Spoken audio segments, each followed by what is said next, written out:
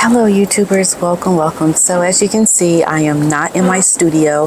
I'm actually heading to the UK because I'm going to be attending Lady C's ball.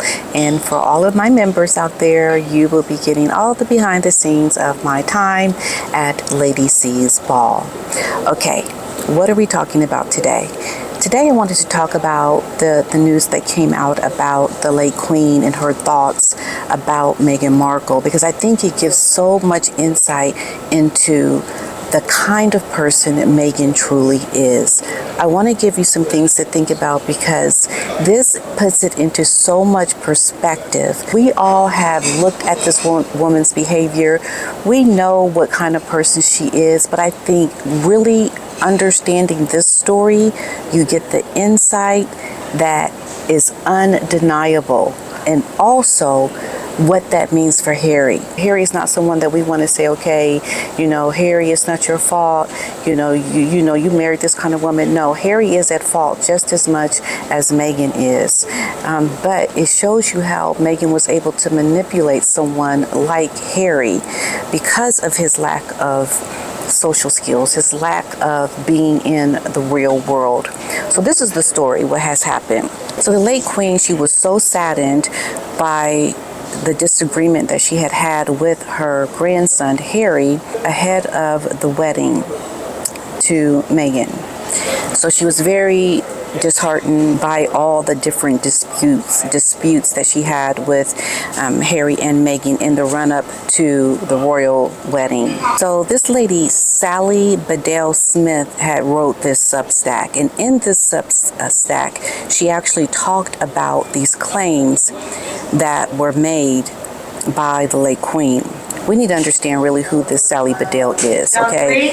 She is the best-selling biographer. Zone 3, you come forward here at gate C56. She is the best-selling biographer of the late Queen. She recounted her friendship with the late Queen's cousin and party planner, Lady Elizabeth Hanson, who died in 2020 at the age of 79. And she also shared little anecdotes about the alleged disagreement between the late Queen and her grandson ahead of the wedding in May of 2018. And I think if you look at this story coming out now, we can see it as being believable, and I don't think it's going to get hardly any pushback because we've seen in the last 2 years alone the kind of person that Meghan is, the things that she has done, and the lack of respect that she shows people. And this is how you know her as ever, when she puts out her social media trying to make it look like she's going to do some great things with this brand. Your brand, the As Ever brand, is not going to go anywhere. It's not going to get any traction because it is these types of stories that speak before you even really get to see what Meghan is trying to do with the business. It is these stories that give you the perspective of a woman who you don't want to buy from.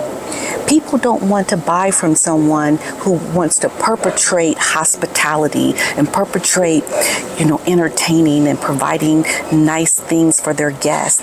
When you can't even show respect for the late Queen, how are people going to take you serious enough to want to make you look like you are this hospitable person who has all these wonderful ideas around, party planning or social parties or presenting things for your different events?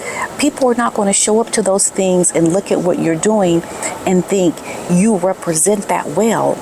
Because what you really represent are the true stories, the alleged stories that are coming out about you even after the late Queen has passed on. And I can even foretell, probably more than likely, there are going to be stories that are going to come out maybe even a year from now that have not been revealed. Little anecdotes that the late Queen may have talked about by people. These things have yet to be able to come out. Bedell Smith wrote about that Hanson said, she said that the Queen was so upset that her grandson had asked the Archbishop of Canterbury to perform the wedding service at St. George's Chapel at Windsor Castle without first getting approval from the Dean of Windsor.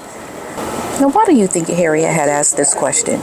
He asked this question because he was trying to impress Meghan. Meghan wanted to have the wedding there. He's going to march his way on over to the Archbishop and ask him, where he wants to have the wedding.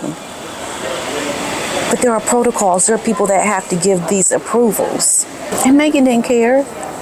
It was Harry doing the dirty work for Meghan. And he was trying to impress her, saying, okay, I'm gonna go on over there and I'm gonna ask him. He didn't have any right to do that. I mean, there are protocols. This is how you know Harry doesn't function in the real world. He thought he could just ask the question and it would be done.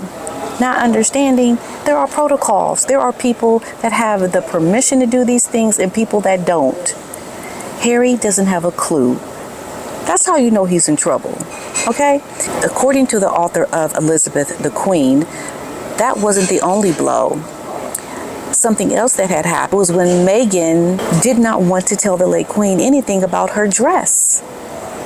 So this is the woman who is saying that the wedding, when she spoke to Oprah, that the wedding is this big hoopla. This is not us. This is not our day. But you sure didn't want to act like it was your day by not telling the late Queen about the dress that you were going to be wearing. As if you are a virginal bride. Girl, look, you done been married before, okay? You done been married before. I don't want people looking at me all crazy, but look, seriously, Meghan. It's not a secret when it's your second wedding, okay? And you tried to perpetrate that fraud of a wedding in a white, blinding white dress on your second wedding and tried to keep it a secret.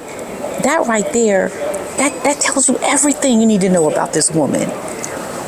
Look, you're perpetrating and your fraud-like behavior is uncalled for. Absolutely. And so they had tea with the late Queen before the wedding. Okay, they had tea. And the Queen was asking her about the dress. And do you know she would not tell her? I mean, I'm like looking at her with the side eye, for real, Meghan. You wouldn't tell the Queen what your dress looked like?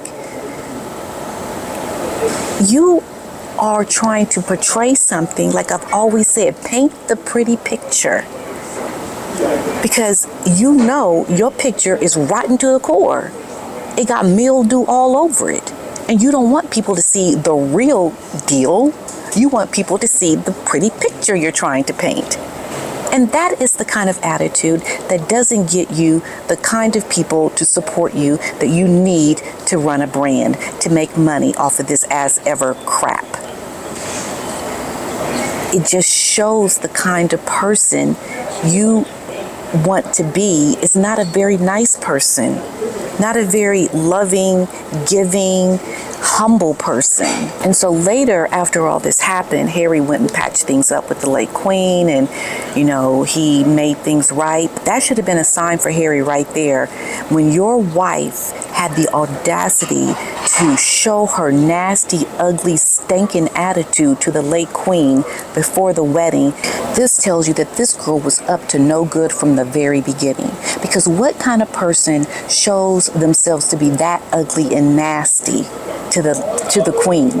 Like, who does that?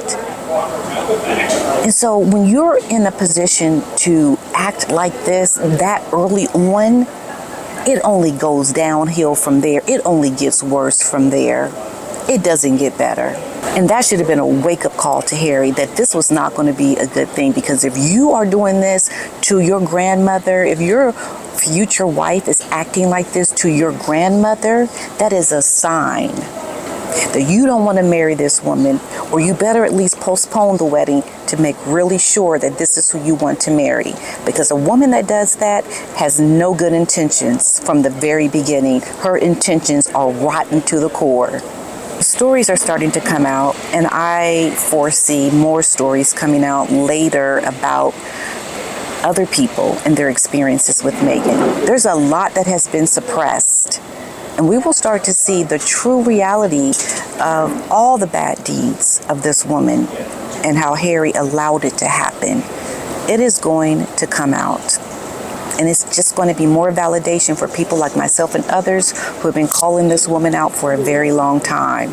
She was up to no good from the very beginning. That's how you know right now in Montecito, at this very moment, Harry is in a conundrum, and he knows it. And that's why we know he is not doing well either, because this was bound to happen because of what you allowed to happen right before you married this woman. That was the sign.